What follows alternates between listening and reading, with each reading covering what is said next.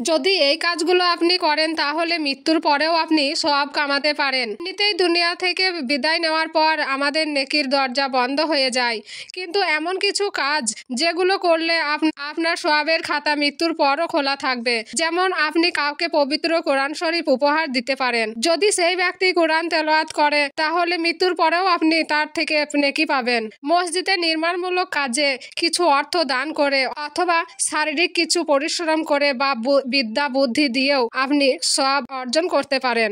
একটি গাছ লাগাতে পারেন। যখন কোনো ব্যক্তি সেই গাছের ফল খাবে বা গাছের ছায়ায় বসে থাকবে তখন আপনি নেকি বা সওয়াব পাবেন।